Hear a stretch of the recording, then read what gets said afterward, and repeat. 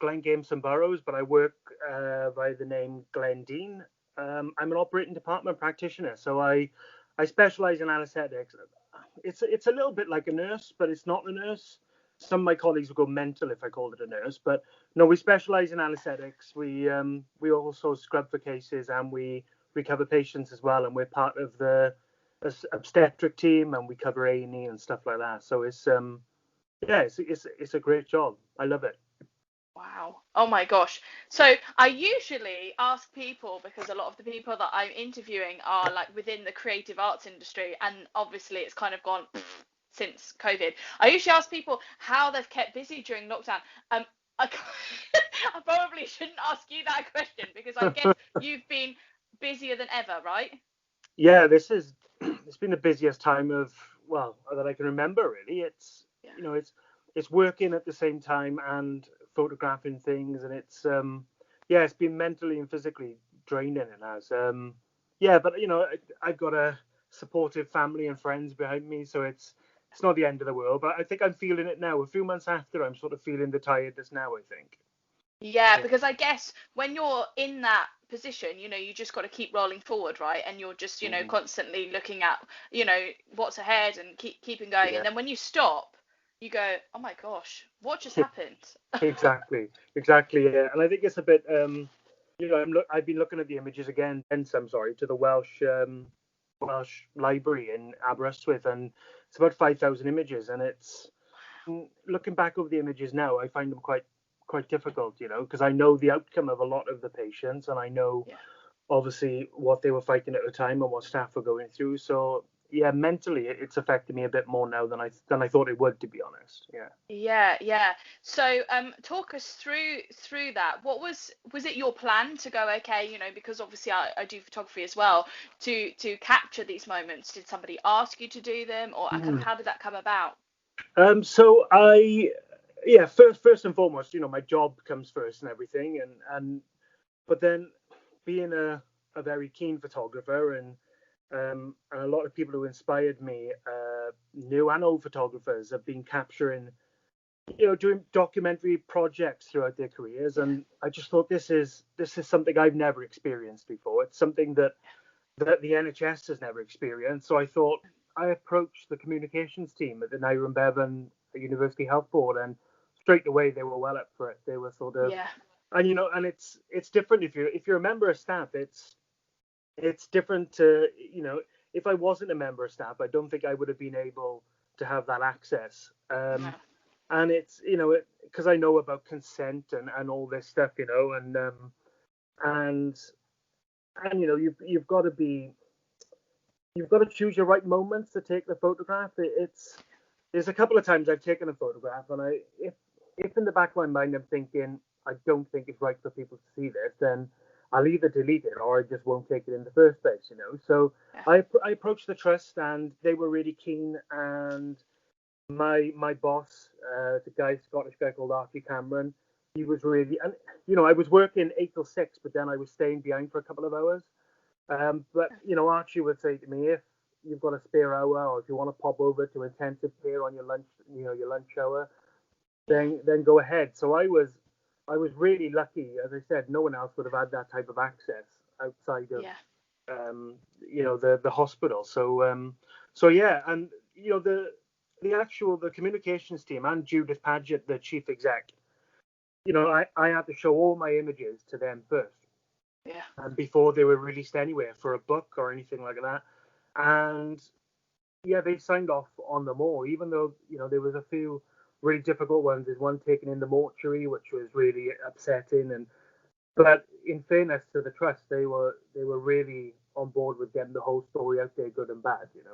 Yeah, I think as well, like you said, lots of people wouldn't have had that access, but with you being part of, the hospital team, like you guys have all seen that, haven't you? And I guess maybe that they wanted, people to see what was going on, not just for, the purposes of like, guys, come on, wear the masks and do the right thing, but also it's capturing, like you said, capturing a moment in history that hopefully we're not going to have again, but Hopefully.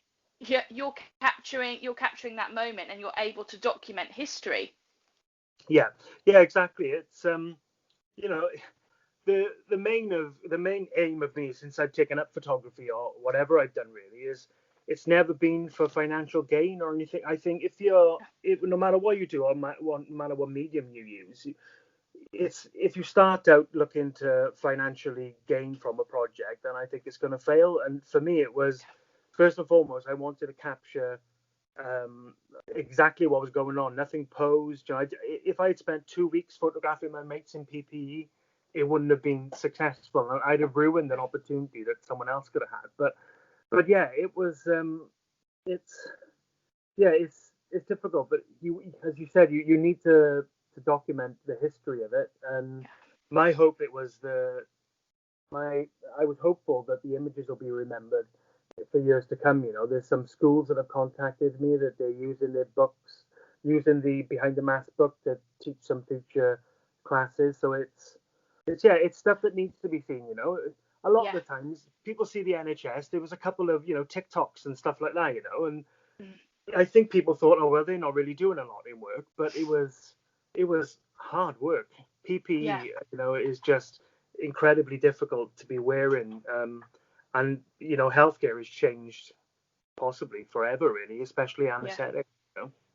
Yeah, definitely, definitely. Getting that like point across as well, isn't it? Getting people to see what we would never have seen before, Oh, no, exactly, yeah, never ever. And I love the point that you made there about being in it for the money. It's so, so true. yeah, You've got to have the right reasoning behind it. hmm Definitely. yeah, That has got to be your first and foremost, whether it's like a thought process or whether it's like a goal at the end of it. But it can never be about that because, yeah, I just think it's not about that. It's like this no, channel, it's not about money. It's about mhm, people, sharing their stories or just having a nice yeah, chat. And the amount of messages that I've had from people that have watched it and gone, do you know what, that's just what I've needed. I've just really wanted to listen to so and so talking about their singing or whatever it is. And yeah, yeah, and it is yeah. great. And like you say, it's a really good thing to be doing. Talk Hmm. about the book you just mentioned. I had behind a plan behind that straight away. that was great. That was a great lead on. So behind the mask, like all those photographs then have been turned into a book. Have you got any hopes for that? Do you know if people have taken it on? What's kind of like the goal for that? Well, originally it was I had no plan really in getting a publisher or anything like that. It was a case of I wanted to just do a Vistaprint book of hundreds of images and just give it to each department in the hospital just as a memory of what we've been through. And yeah, graphic publishing came on board, and my aim then was, I could have earned, again going back to money, I could have earned a couple of £100 from it or what have you. But my aim was then to sort of use it to to raise money for the NHS and the Wales Air Ambulance, because and especially for ITU and theatres and obstetrics, because we're all on the same floor, we're all one big team and one big family. But yeah, once I got that publishing contract, it was like, right, what can I do with this now that to make it work for everyone and for everyone to benefit from it? And that was, um, they wouldn't. People don't only want to see images, they want to, hear what it was like from people who were involved. So I wanted to Yeah. get NHS staff, as many as possible, just to give me a couple of sentences, a quote, how they felt during the pandemic and working in Neville Hall. And yeah, so I've got that in there, and Dr. Amy Jones, who's been in like Afghanistan, she's an MBE, she's done it all. As soon as I got the contract and I've got members of staff in, I wanted to get her on board then as well, because I Yeah. knew that she'd been through it all. And I was really lucky that Michael Sheen there was a quote from Michael Sheen in there, and Jamie Roberts, who was volunteering at the time in UHW, he wrote an intro to it as well. So I wanted to get as many people involved as possible, and I know that was sold a few thousand, Yeah. and it was #1 in the photojournalism chart on Amazon. And next to my heroes, there's a lot of, Yeah. and I know it's just it just means I've sold a couple of books more than them in a day, but being next to my heroes, that's one of the great rewards for me, and Definitely. and yeah, it's my first instinct and it's why I got into healthcare and working where I am, is what can I do to help others? And that was the plan with the book, really, and educate, the public as well, as we said, that that haven't been in the hospital during the pandemic. Yeah. Yeah, definitely. Amazing. So how did this kind of, we call it a project, how did this project compare to other previous photography jobs that you've had? I guess this is Mm. one very, very close to your heart. You're in your place of work. But how did that compare to, say, somebody saying to you, come and take some photographs of me on my wedding, or my beautiful kids, or my Yeah. dog? Well, it's and I do things like that on the side, to earn money to do the projects, So it's funny how it all comes together, and stuff like that. It's I love meeting people, I love talking to people, and even though the pictures are nice from that, I enjoy more the time talking together, and. Yeah. But no, it's, as you said, it was very personal. I've done a project called Magpie, which was 10 children on the autism spectrum, including my child. So I sort of use photography as a way of educating myself about the condition, meeting families and stuff. So I think it is really personal. It's something like, I'm looking at my desk now, and the only things I have here is a picture of the book Behind the Mask, which is available now, and a couple of pictures from the project. So yeah, they are really and I tried to take on projects that are personal to me, because I find Yeah. then I give it my all. Yeah, Yeah. and Definitely. talking about weddings, there's moments where there's a guy who was in school with Matthew, lovely guy, great bloke. His wife Haley, she had breast cancer, and I photographed the period where she had breast cancer and treatment. Then she came into Neville Hall Theatre to have more treatment, and I looked after her. And then I photographed her wedding. So Oh, that wow. was really personal, and that was and there's a photo as well where she has a lot of seizures, and during her vows she had a seizure, and her husband caught her.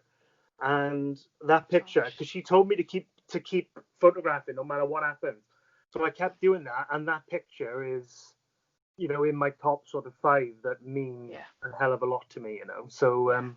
so yeah, it's always got to be personal, I think, the projects you take on. Yeah. Yeah. And also what you're kind of like giving to me here is like, there's a story behind it. There's a story, there's a motive, there's a reason behind why you want to come on board with a project, or why something excites you. Yeah.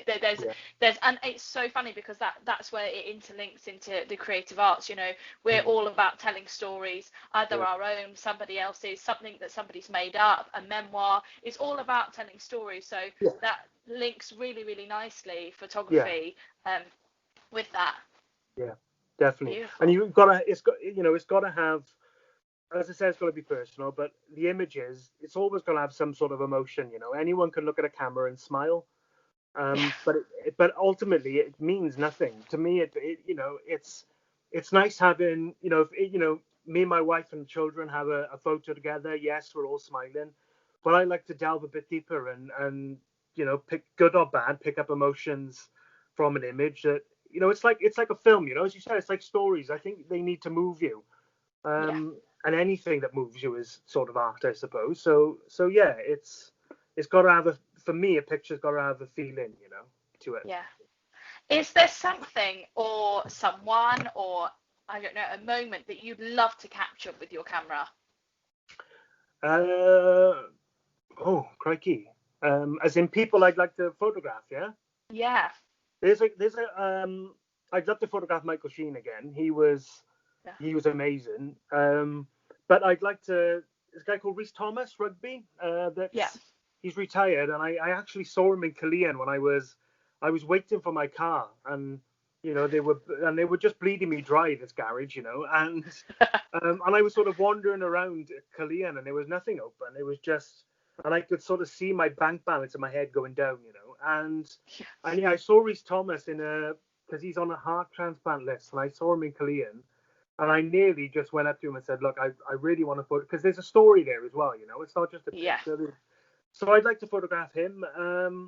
but yeah, I'd like to photograph anyone interested. Really, I've done a lot of portraits and work and stuff, and yeah, I mean the biggest thing for me is photographing my kids. To be honest, as Yeah. any parent, they they're 9 and 6 years old now, and they're not really, when I put the camera on them now, they're sort of, right, that's enough now, Dad. But Ah, yeah, yeah. it's the kids is the most, and my parents, I think, my parents are sort of, my mother's from the Trinent. I don't know where you know where that is, but No. she's hard as nails, and we always saw her as our sort of close body protection when I was growing up. Because then she was like nearly was she like 6'2", and she was, she was massive, and she's not like that anymore. But I photograph my dad loads, but I'd like to photograph my mother. I mean, her actually sit for me because she hates having her photo done. She reckons she looks like Doc Cotton at the moment. So, but she doesn't. That's the thing. She doesn't. But yeah, I'd like to photograph. There's not many photographs of my mother, so I think I'd like to photograph her properly Lovely. without Yeah. reflecting me. That Yeah, would be yeah. nice. Without there being a consequence afterwards. Yeah, yeah. And as I said, she's hard as nails. I remember being 9 years old and in waiting for her playing bingo, and she punched some woman then. So it was like, she's an aggressive woman. I better be careful what I'm saying because she might see this. So Oh, you'll have to send it to her and then hide. yeah, definitely. So talking of like you photograph a lot of people and capturing moments. What about places, venues? Is there anywhere you'd love to travel to? Any kind of like scenic photography that you'd like to do, or do you tend not to do that? Yeah, well, landscape is my first love, landscape photography. Okay, cool. And living in Abergavenny is perfect really for landscape. My my wife actually bought me a camera. That's how I got sort of started. But and then we live near a river, so then that's how I fell in love with landscape really. And yeah, so I think I'd like to go to India. Only Lovely. because there's loads of different things going on there, isn't it? I haven't really been many places. That's the thing with landscape. I'd like to go to Scotland, perhaps the Highlands, and but Beautiful, I'm not yeah. really pressed on. Yeah, it is. You know, I I don't want to sound sort of ungrateful or anything like that, but with landscape, it's sort of there's photographers always go to a certain place. They go to Iceland. And Yeah. even though I'd love to go to Iceland, I couldn't go there without doing something different. I have to do something else. Yeah. I don't think we need another picture of Porthcawl in a storm. The Yeah. light, yeah. So yeah, I'd like to go to India, but I'd also like to go to Scotland, and I've always had this thing where I want to drive off on my own. I'll tell my wife, right, tomorrow I'm driving to Scotland, and I just spend a Yeah. week driving around with just me and the camera and the dog. So Yeah. I'd Lovely. like to do something like that. But India's on my list. And I mean, Chernobyl was on my list for a while, in, Is it? in Ukraine. Yeah. But yeah, sort of my cousins went, and then my mate went, and I was like, there's too many people been there now. Yeah. So yeah, but give me India or Scotland, that would be great. Amazing. You kind of want to do something a bit different then. You don't want to Yeah, like view the same thing as everybody else. I think that's the yeah, thing when you're in quite a competitive industry. Photography yeah, is it's very much like theatre. It's very competitive. You want to like how do you stand out? What's different about you, yeah, you know? hmm yeah. And my last kind of question for you is, would you ever be interested in theatrical photography? Because obviously I'm in the theatrical world. Is there Mm. anything that would kind of like pull you to do theatre, take pictures of Oh, the creative arts? yeah. Something dark. Okay. Yeah. I went to watch a play in Abergavenny Borough Theatre, and it was quite, like Alexander McQueen, the designer, who's passed Yeah. away now, but it was like his Savage Booty thing, Okay. his fashion show, and I was like, something like that. But I like all the backstage stuff as well. It's Amazing. documenting what's going on. I'd love one day to go to Disneyland and document everyone behind the scenes, something like that. I think I sent Amazing. an Yeah. email when I was about I sent an email when I was like 16 telling them I wanted to do something like that. I didn't even have a camera at the time. Yeah. They didn't reply. But yeah, something like that. And it's funny that the only thing there's a lot of well, like when I was in Abergavenny Borough Theatre, I was photographing Owen Money, the Welsh sort Okay. of radio presenter, Yeah. and I actually asked him if I could go there because he was involved with a football club, Merthyr, and I was up there playing as well. And I was like, look, Owen Money is a legend, you know, I've got to go and photograph him. So he allowed me to go backstage. I had some Wow. sandwiches, um, you know, and yeah, I like that backstage black and white type thing. But I also Yeah. got to photograph, you know, the show then as well, you know. So it's, I don't know how people do it. I don't know if they could get on stage and, you know, I'm a bit theatrical in work, you know. I like to sort of, I walk the corridor. I own the corridor. I don't walk it, you know. So I always give it a bit I of a, love it. yeah. But yeah. So it's uh, yeah. So but it's funny. It's I'm totally different in photography usually than I am to my job. You know, I like to have a Yeah. laugh. You know, it makes the day go quicker. But yeah, something I like something sort of gothic that makes you think. You know, big costumes and perhaps a Yeah. couple of horns, something like that. You know. Something maybe like a period piece or something, really Yeah. like dramatic. Mm. Yeah. Yeah, I think Awesome. they'd make for interesting images, you know, and it's Yeah. and yeah, and there's a lot to be there's so much you could do photographically with something like that as well, you know. You could put a backdrop up and get the, you know, before and after they're ready for stage and stuff. You got me going Yeah. now, look, and I'm constantly, you know. But I think it was Mary Ellen Mark. She got a again she's passed away now, but she put a big screen up and, you know, she photographed for a book. It was the prom, you know, in America, and she had people from the prom, you know, and it's. I mean, I probably won't do something like that because it's a bit awkward when you get a bit older, you know. And Yeah. I'd hate to have pictures of myself in a prom or something, you know. Yeah. Back when I was in comprehensive school, I had curtains, and I looked like a sort of a fat Peter Andre, you know. So I was like mysterious girl, but without the six pack. Um, That's yeah, yeah. brilliant. Yeah, I, you know, until I sort of broke my nose twice and put on 2 stone, I could think I could have been a Peter Andre lookalike, to be honest.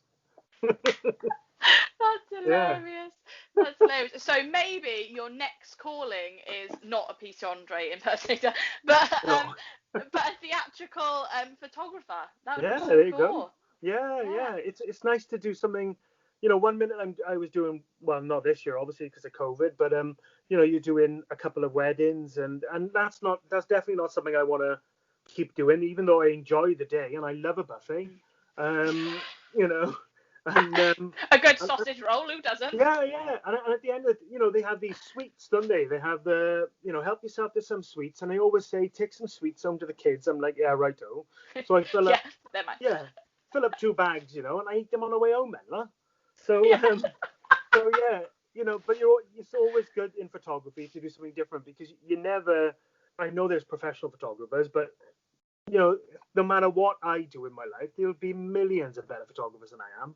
But you have to enjoy it and mix it up a bit. If you keep doing Yeah. the same thing all the time, it just becomes tedious. I mean, I was doing street photography today. Um, Awesome. but yeah, and tomorrow I might wake up for sunrise, you know. So you have to keep Yeah. it. Yeah, you have to keep sort of learning in anything really. But yeah, Yeah. especially sort of photography, you know, because there's always someone coming along that's better than you know. So Yeah. yeah. Keeping it fresh. Keeping it fresh. Mm, keeping it fresh, yeah. Yeah, Amazing. Well, thank you so much for taking the time to chat to me because I that's know all right. you're so busy. Yeah. Well, actually, I'm going to have a nap, I think. No? Are you? Yeah, I think my wife was going to pick the kids up, so I'm going to have a nap. Um, and I probably have to rearrange these books that I've got the phone stacked up on. You know, I've got the Institute, Stephen King, Bill Bryson, Vincent Van Gogh, Bronson. You know, I've got a lot going on. Like, I love it. That's yeah, fantastic. Well, you take care of yourself and and you, yeah, yeah. amazing work and amazing stuff. And yeah, your Oh, pictures are just brilliant. insane. Thank you very much. Thanks for having so much patience with me. It took me ages That's all to right. just, yeah. And That's what. Hey, you've been busy. I mean, if it had been the other way round, I think I'd have been a bit like, well, Jen, come on, what have you been doing with yourself for the past yeah, 6 months? what are you playing at, Jen? Like, Yeah, sort yourself out, girl. yeah, exactly. Oh, thank you very Well, much. It's been fun. no worries at all. Well, take care, and And yeah, you, I'll keep in touch. I'll send you the link. brilliant. Thanks. Cheers, Jen. Awesome. No worries. Bye. Thank you. Bye. Wow, how cool that I got to speak with Glenn. Incredible. Thank you so much, Glenn, for taking the time to chat with me. Lots more great guests still to come. Thanks for sticking with me. See you again soon, guys. Take care.